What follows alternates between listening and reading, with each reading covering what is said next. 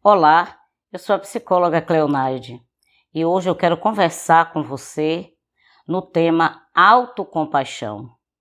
E eu queria lhe perguntar, como você se sente quando você comete uma falha? Como você reage diante das suas limitações?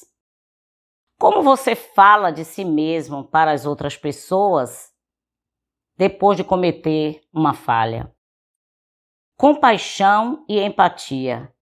É mais fácil você ter compaixão, ter empatia com o outro, do que você ter consigo mesmo. É muito mais fácil você exercer misericórdia para com os outros do que consigo mesmo. Acolher a fraqueza dos outros do que a sua. É mais fácil cuidar de um estranho, ou de um amigo, ou de um parente, do que cuidar de si mesmo. A autocompaixão tem a ver com a capacidade do autoconhecimento. Você se perceber um ser humano capaz de cometer falhas, equívocos. A autocompaixão tem a ver com a autoaceitação. E quando eu falo de autoaceitação, não estou falando de aceitar uma falha como algo permanente. Eu estou dizendo a autoaceitação no sentido de você perceber, estar presente naquilo que está acontecendo com você, de modo a você conseguir fazer alterações em relação àquilo que você percebeu. A autocompaixão tem a ver com o autocuidado, que é estar atento aos sinais do corpo, aos sinais da alma, aos sinais das emoções. A autocompaixão tem a ver com a capacidade do autorrespeito. Você olhar para si mesmo como um ser humano, como outro qualquer, que pode cometer erros, mas manter-se de maneira respeitosa em relação à sua individualidade. Essa capacidade de autoacolhimento, que é você estar com você e olhar para você de maneira digna, mesmo quando você falha. A autocompaixão, a gente percebe de maneira mais intensa em situação de estresse, em situação de medo, de ansiedade, de pavor, de pânico. Todas as vezes que nós vivenciamos situações extremas, fica muito evidente o modo como nós nos comportamos, como a gente oferece resposta a partir das nossas falhas.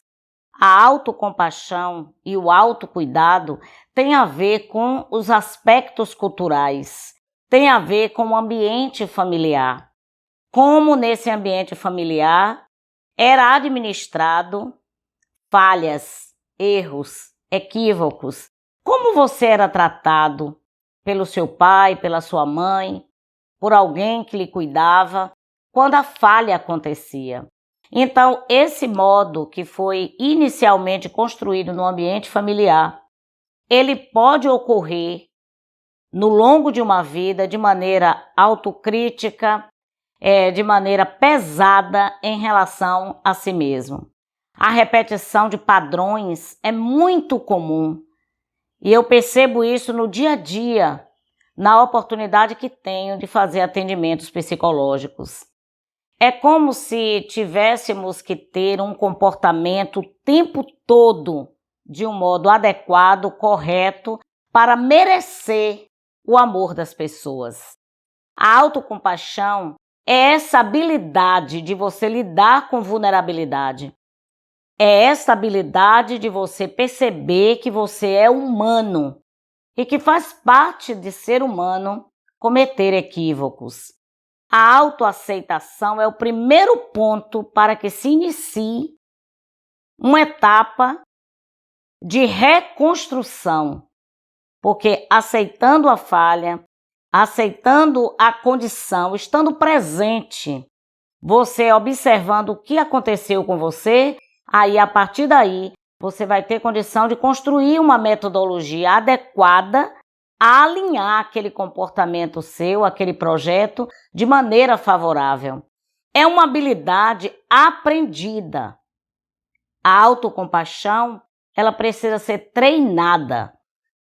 É preciso construir dia a dia um projeto íntimo de olhar para si mesmo com amor, se tratar de forma amável, compreensiva, gentil, perceber seus sentimentos e as suas emoções.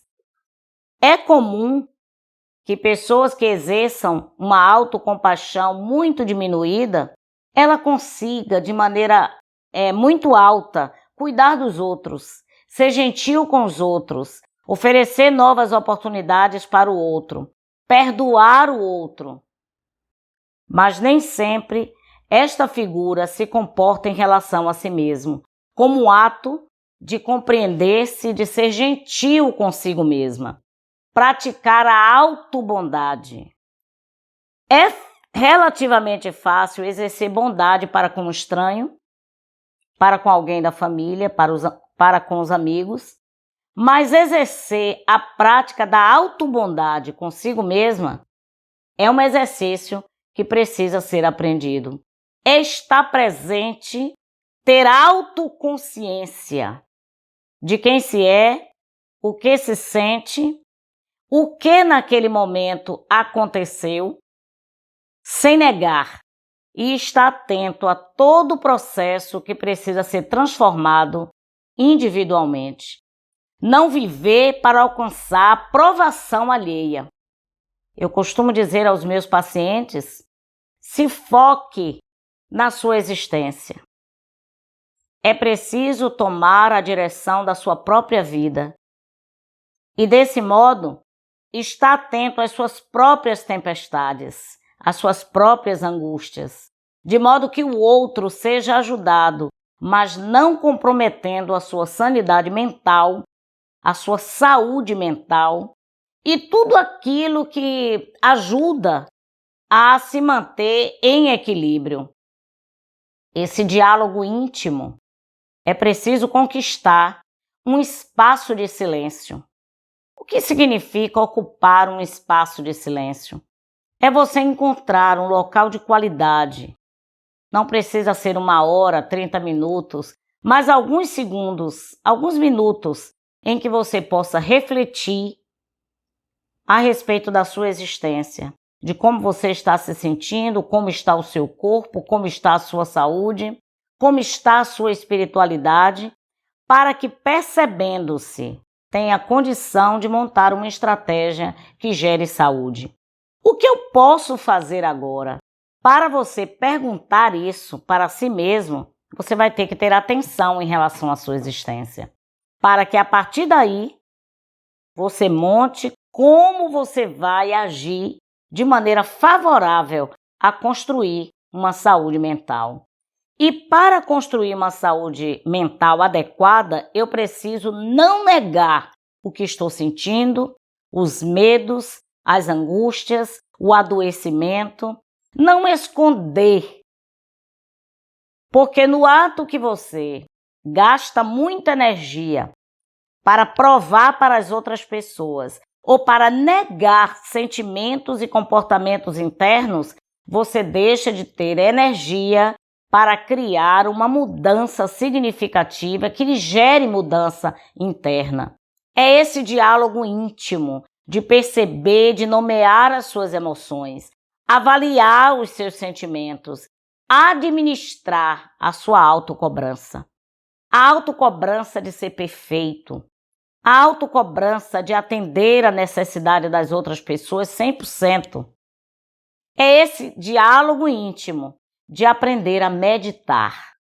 E essa meditação de que falo é simplesmente estar diante do belo, aprender a contemplar a natureza, diminuindo o fluxo do pensamento e ficando quieto diante da majestade da natureza, onde esses pensamentos que fluem e que parece que está inundando o nosso cérebro, ele se aquiete diante da beleza daquilo que está criado e que está à nossa volta. Os desafios para a autocompaixão é diminuir a procrastinação. A procrastinação significa o adiamento. Adiar para conseguir etapas de transformações. Quando nós gastamos um tempo escondendo, nós não vamos vencer a procrastinação, porque começamos a acreditar que aquele é o modo correto e que é o único modo de existir no mundo. Desse modo, cuidando da autocompaixão, você vai diminuir comportamentos controladores, onde você quer ter tudo perfeito, tanto em relação a si, como em relação àqueles que estão à sua volta. Diminuir o perfeccionismo, estar atento à característica da autossuficiência, pedir ajuda, relatar que naquele momento você não está bem, mas que em outro momento você pode estar com o outro, pode servir ao outro. Isso é um exercício de humanidade, de percepção de quem se é. O autocuidado na alimentação, não somente naquilo que você come, mas na quantidade que você come.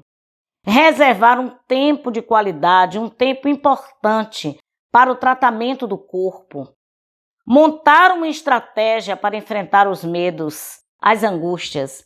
Mas, de certo modo, nós nos acostumamos a viver de um modo inadequado. Mas o convite desse vídeo hoje é exercer autocompaixão, que permite ser honesto, ser congruente em relação a si mesmo. Pode ser desenvolvido num projeto pessoal, como também você pode incluir uma psicoterapia, onde você vai buscar ajuda no orientação psicológica de como dar prioridade a si mesmo, como aceitar a vulnerabilidade que é inerente do ser humano. Jesus, o grande mestre, ele ensinou uma coisa. Ele disse: ame ao seu próximo como a si mesmo.